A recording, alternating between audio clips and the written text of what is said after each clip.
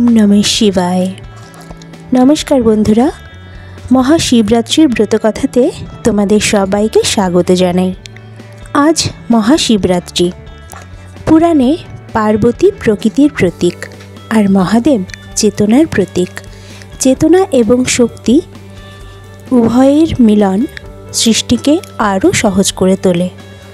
তাই ফাল্গুন মাসের কৃষ্ণপক্ষের চতুর্দশীতে শিব ও শক্তির মিলন ঘটেছিল। তাই আজকের এই শিবরাত্রি পালন করা হয়। যারা যারা শিবরাত্রির ব্রত পালন করছো অথবা যারা পালন করছো না, সবাইকেই আজকে অনুরোধ করব শিবরাত্রির ব্রতকথা শোনার জন্য। কারণ ব্রত পালন করলে, শিবরাত্রির ব্রতকথা শুনলে তবেই ব্রত সম্পন্ন হয়। আর যারা উপবাস করতে পারেনি তাদেরও এই ব্রতকথা শোনা ভীষণই ভালো। তাহলে এবার মহাশিবরাত্রির ব্রতকথা শুরু করছি।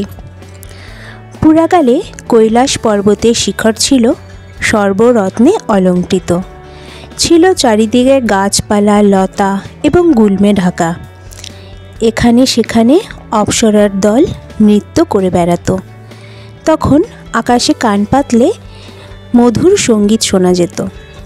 এই কৈলাস শিখরেই শিব পার্বতীর বাস। গন্ধর্বরা তাদের চরণ সেবা করত। পরম সুখে ছিলেন শিব ও পার্বতী। একদিন পার্বতী শিবকে প্রশ্ন করলেন, হে প্রভু, আপনি কিভাবে সন্তুষ্ট হন? কোন তপস্যা করলে আপনি সন্তুষ্ট হন? দেবী পার্বতীর কথা শুনে মহাদেব বললেন, দেবী, ফাল্গুন মাসের কৃষ্ণপক্ষের চতুর্দশী তিথিতে রাত্রেবেলা আমার পুজো করলে আর উপবাস করলে আমি ভীষণ সন্তুষ্ট হই।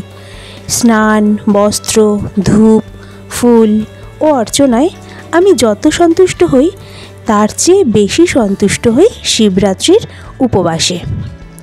তিনি আরও বলেন, যারা এই উপবাস করবে বা ব্রত পালন করবে তারা ত্রয়োদশীতে স্নান করে সংযম পালন করবে, নিরামিষ অথবা হবিষ্যান্ন ভোজন করবে, মাটিতে বা বালি বিছানো যজ্ঞবেদিতে অথবা কুশ বিছিয়ে শোবে, বিছানায় শোবে না।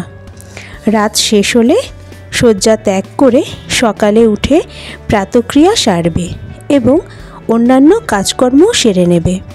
সন্ধ্যায় যথাসম্ভব আয়োজন করে পূজার কাজকর্ম শুরু করবে। বেলপাতা সংগ্রহ করবে, ফুল সংগ্রহ করবে, তারপর নিত্য ক্রিয়াদি করবে। তারপরে যজ্ঞস্থলে প্রতীকে বা প্রতিমায় বেলপাতা দিয়ে আমার পূজা করবে। একটা বেলপাতা দিয়ে পুজো করলে আমি যতটা খুশি হই, সকল প্রকার পুষ্প একত্র করলে কিংবা মণি, মুক্তা, প্রবাল বা স্বর্ণনির্মিত পুষ্প দিয়ে আমার পুজো করলেও আমার তার প্রতি সমান প্রীতি জন্মে না। প্রহরে প্রহরে বিশেষভাবে স্নান করিয়ে আমার পূজা করবে। পুষ্প, গন্ধ, ধূপাদি দ্বারা যথোচিত অর্চনা করবে। প্রথম প্রহরে দুধ, দ্বিতীয় প্রহরে দই, তৃতীয় প্রহরে ঘি এবং চতুর্থ প্রহরে মধু দিয়ে আমাকে স্নান করাবে এবং পূজা করবে। এছাড়া যথাশক্তি নৃত্য গীত দিয়ে আমার প্রীতি সম্পন্ন করবে। হে দেবী, এই হলো আমার প্রীতিকর ব্রত। এই ব্রত করলে তপস্যা ও যজ্ঞের পুণ্য লাভ হয় এবং 16 কলায় দক্ষতা জন্মে। এই ব্রতের প্রভাবে সিদ্ধি লাভ হয়। অভিলাষী ব্যক্তি সপ্তদ্বীপা পৃথিবীর অধীশ্বর হয়। শিব পার্বতীকে আরও বলেন, দেবী, এবার তোমাকে শিব চতুর্দশী তিথির মাহাত্ম্য বলছি, শোনো। বারাণসীপুরীতে ভয়ঙ্কর এক ব্যাধ বাস করত। পেটে খাটো ছিল তার চেহারা, আর তার গায়ের রং ছিল কালো। চোখ আর চুলটা ছিল কটা। তার আচরণ ছিল ভীষণই নিষ্ঠুর। তার ঘর ফাঁদ, জাল, দড়ির ফাঁস এবং প্রাণী হত্যার বিভিন্ন রকম সরঞ্জাম দিয়ে পরিপূর্ণ ছিল। একদিন সে বনে গিয়ে অনেক পশু হত্যা করল। তারপর নিহত পশুদের মাংসভার নিয়ে নিজের বাড়ির দিকে রওনা হলো। পথে শ্রান্ত হয়ে সে বনের মধ্যে বিশ্রামের জন্য একটি বৃক্ষমূলে শয়ন করল এবং একটু পরেই নিদ্রিত হলো। সূর্য অস্ত গেল, এলো ভয়ঙ্কর রাত্রি। ব্যাধ জেগে উঠল। ঘোর অন্ধকারে কোনো কিছুই দৃষ্টিগোচর হলো না। অন্ধকারে হাতড়ে হাতড়ে সে একটা শ্রীফল বৃক্ষ অর্থাৎ বিল্ব বৃক্ষ পেল। সেই বিল্ব বৃক্ষে সে লতা দিয়ে তার মাংসভার বেঁধে রাখল। ব্রহ্মতলে সিংহ জন্তুর ভয় আছে এই ভেবে সে নিজেও ওই বিল্ব বৃক্ষে উঠে পড়ল। শীতে ও ক্ষুধায় তার শরীর কাঁপতে লাগলো। এভাবেই সে শিশিরে ভিজেই জেগে কাটালো সারা রাত। দৈববশত সেই বিল্ব বৃক্ষমূলে ছিল আমার প্রতীক। তিথিটি ছিল শিব চতুর্দশী, আর ব্যাধও সেই রাত্রি কাটিয়েছিল উপবাসে।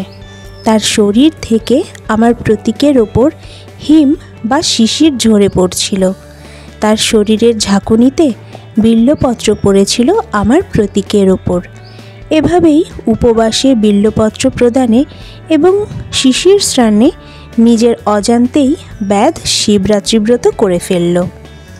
দেবী, তিথি মাহাত্ম্যে কেবল বিল্বপত্রে আমার যে প্রীতি হয়েছিল, স্নান পূজা বা নৈবেদ্য পেয়েও সে প্রীতিসম্পন্ন সম্ভব নয়।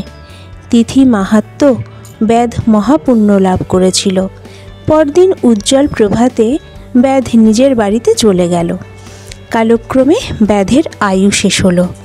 যমদূত তার আত্মাকে নিতে এসে তাকে যথারীতি যমপাশে বেঁধে ফেলতে লাগলো। অন্যদিকে আমার প্রেরিত দূত ব্যাধকে শিবলোকে নিয়ে এলো, আর আমার দূতের দ্বারা আহত হয়ে যমদূত যমরাজকে নিয়ে আমার দ্বারে উপস্থিত হলো। দ্বারে শিবের অনুচর নন্দীকে দেখে যম তাকে সব ঘটনা বলল। এই ব্যাধ সারা জীবন ধরে কুকর্ম করেছে। তার কথা শুনে নন্দী বললেন, ধর্মরাজ, এতে কোনো সন্দেহ নেই যে ওই ব্যাধ দুরাত্মা। সে সারা জীবন অবশ্যই পাপ করেছে, কিন্তু শিবরাত্রির ব্রতের মাহাত্ম্যে সে পাপমুক্ত হয়েছে এবং সর্বেশ্বর শিবের কৃপা লাভ করে শিবলোকে এসেছে। নন্দীর কথা শুনে বিস্মিত হলেন ধর্মরাজ। তিনি শিবের মাহাত্ম্যের কথা ভাবতে ভাবতে যমপুরীতে চলে গেলেন। শিব পার্বতীকে বললেন, এই হলো শিবরাত্রি ব্রতের মাহাত্ম্য। তাহলে বন্ধুরা, শিবরাত্রির ব্রতের মাহাত্ম্য ও ব্রত কথা তোমাদের কেমন লাগলো অবশ্যই জানিও। ভালো লাগলে অবশ্যই লাইক করো ও চ্যানেলটিকে সাবস্ক্রাইব করো। ওম নমঃ শিবায়।